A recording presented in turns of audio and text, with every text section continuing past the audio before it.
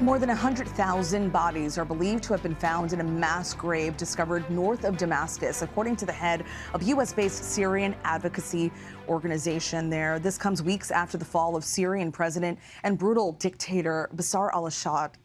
ABC News foreign correspondent Marcus Moore joins me now for more on this. Marcus, this is such a disturbing discovery. What more do you know?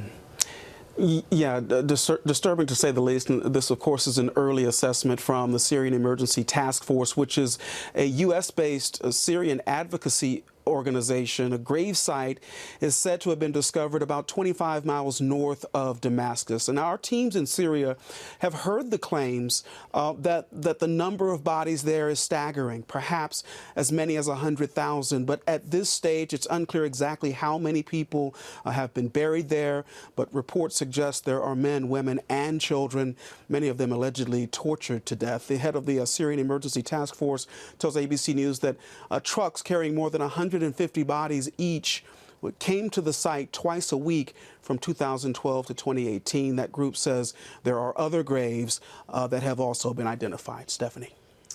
So awful.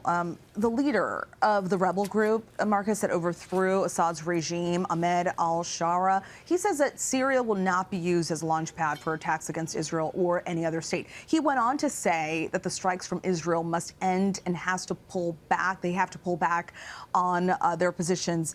What are you learning about his plans for the government there to rebuild?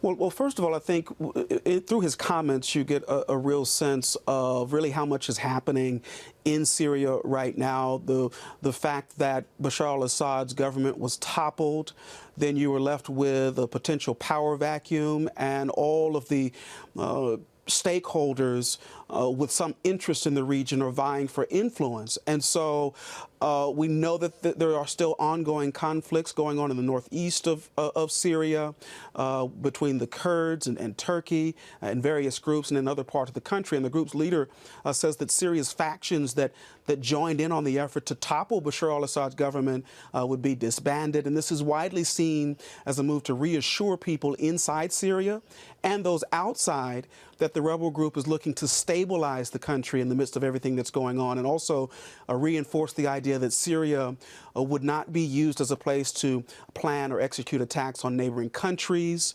or places in the West. And that's been a concern that the U.S. and Israeli government leaders have expressed, particularly referring to groups like ISIS. And as you know, these two countries have continued to carry out strikes to try to impact that group's capabilities. Yeah, big concern indeed. Israel's defense minister says Israeli forces will remain in Gaza even after Hamas is defeated. How significant is that? Yeah, so that's a completely separate issue, but it certainly does speak to the volatile nature of what we've watched unfold in the Middle East.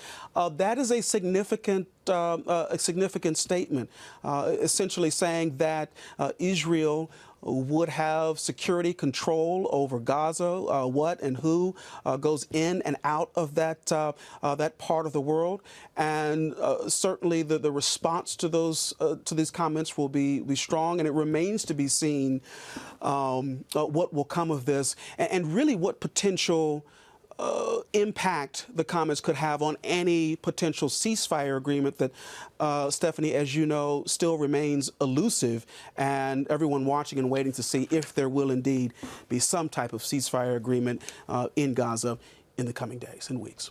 Thank you very much, Marcus, staying on top of Syria and the situation there in Israel and Gaza for us. Thank you so much.